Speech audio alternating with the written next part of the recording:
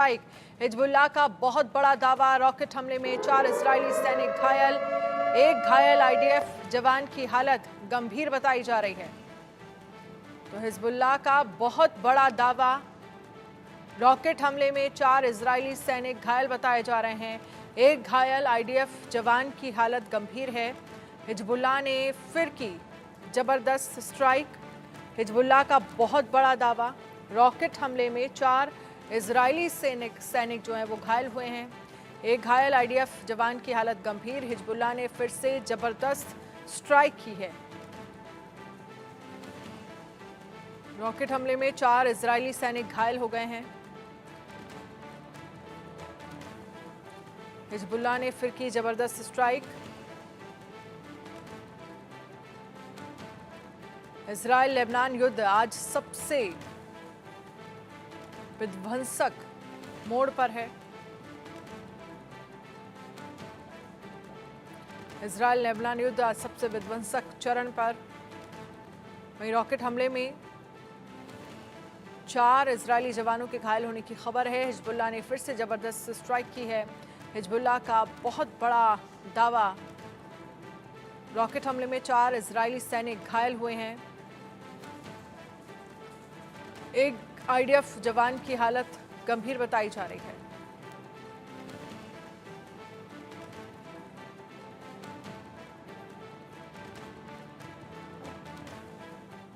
कतरजी के खात्मे से ईरान को चेतावनी, ईरान सीरिया हिजबुल्लाह को संदेश, मिलिशिया के सपोर्ट पर एक्शन का ट्रेलर।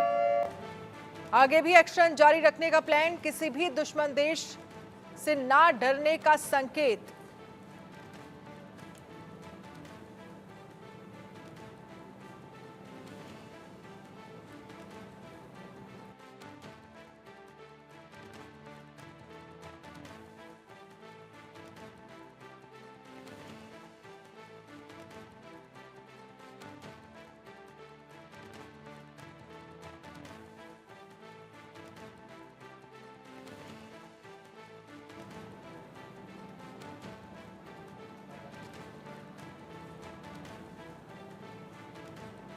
तो इजराइल के 5 शहरों में अभी भी रॉकेट की बरसात जारी है।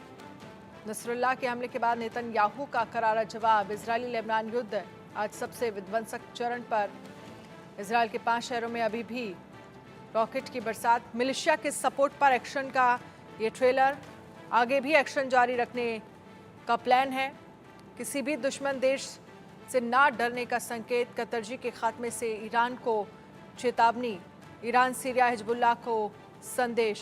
इस पर ज़्यादा चर्चा के लिए हमारे साथ खास मेहमान जुड़ गए हैं। Group captain retired UK Devnath, defence expert, major retired Mohammed Ali Shah, defence expert हमारे साथ जुड़ गए हैं।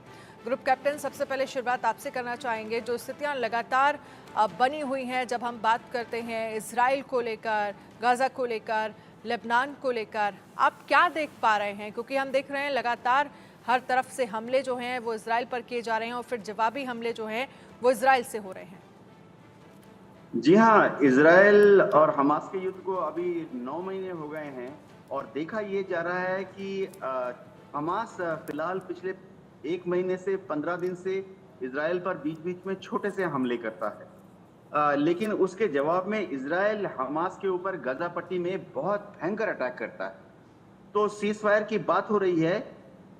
सीज फायर में दिक्कत ये आ रही है कि हमास जो है वो ये आशा कर रहा है कि पहले इजराइल की जो आईडीएफ है वो पूरी तरह से जंगबंदी करे और आईडीएफ की फोर्सेस जो कि खान यूनिस के अंदर है या रफा में है या उत्तरी गजा में है, वो वहां से वापस अपने टैंक तो बख्तरबंद गाड़ियों को लेकर 7 अक्टूबर के पहले जो इजराइल और गजा का बॉर्डर था उस तरफ चला जाए।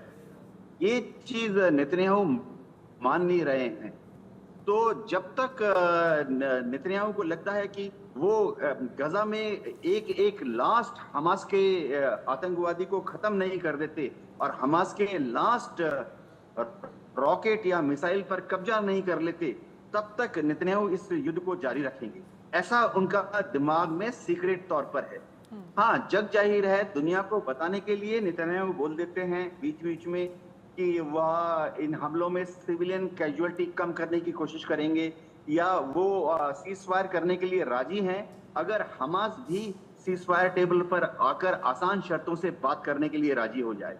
जी बिल्कुल, हमारे साथ मोहम्मद अली शाह हैं, डिफेंस एक्सपर्ट। मोहम्मद अली शाह, आप कैसे देखते हैं जिन बातों का जिक्र यूके देवनाथ जी कर रहे हैं कि सीज फायर की बात तो हो रही है लेकिन सीज फायर हो नहीं पा रहा है, क्या वजह आपको लग रही है और क्या लग रहा है कब तक युद्ध रुकेगा?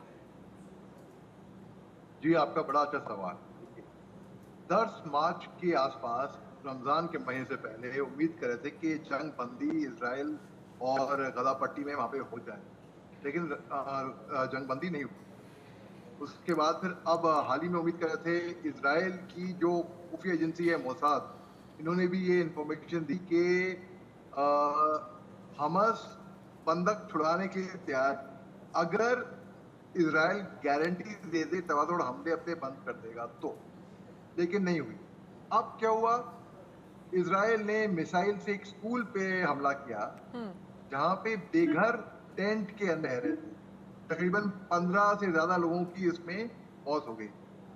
और हमास ने ये देखा कि इजराइल तो गारंटी देने को तैयार नहीं था कि हम बंधक छोड़े कि नहीं छोड़े, तो इजराइल ने तो हमास ने बोला कि हम जंग बंदी की बात से बात नहीं कि मैं बातों नहीं हमें नहीं आएंगे, हम पीछे हट रहे हैं जंग बंदी से, सीज फायर से जाने के। तो हमास पीछे हट गया। अब मेरा ऐसा मानना है निजी तौर पे कि हमको सबसे पहले तो जो बंधक उन्होंने बना रखे हैं वो छोड़ने पड़े किसी भी हालत में उनको, क्योंकि मेन मुद्दा तो ये हो रहा है ना, अब इजराइल को भी मौका मिल गया तबादुल हमले करने का। इतने लोगों का खात्मा हुआ वहां पे, मतलब तकरीबन 40,000, थोड़ा कम मान लिए, पता नहीं नीचे 38,000 लोगों का, जहां तक कुछ दिन पहले मेरे को आंकड़े मालूम थे। उसके बाद मैंने आंकड़े, दिल रो रहा था बिल्कुल, तो जी खराब हो रहा, तो मैंने आंकड़े गिनने बंद कर दिए। 15,000 से ज्यादा छोटे छोटे मासूम बच्चे मारे गए हैं। और इसमें बहुत दिल दिलाने वाली बात है कि जिस तरीके से हमले हो रहे हैं और दुनिया चुप बैठी हुई है, बस देख रही है कि भाई ये क्या हो क्या रहा है। वहां पे खात्मा हो रहा है, इंसानियत का खात्मा हो रहा है। ये ना देखें लोग कि यहूदी हैं या क्या है, ये देखें कि इंसान है।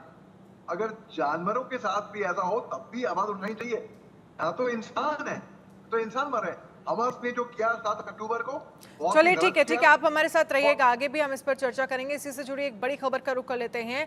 इजराइल पर अब तक का सबसे बड़ा हमला किरियत शिमोना पर मिसाइल अटैक किया गया है।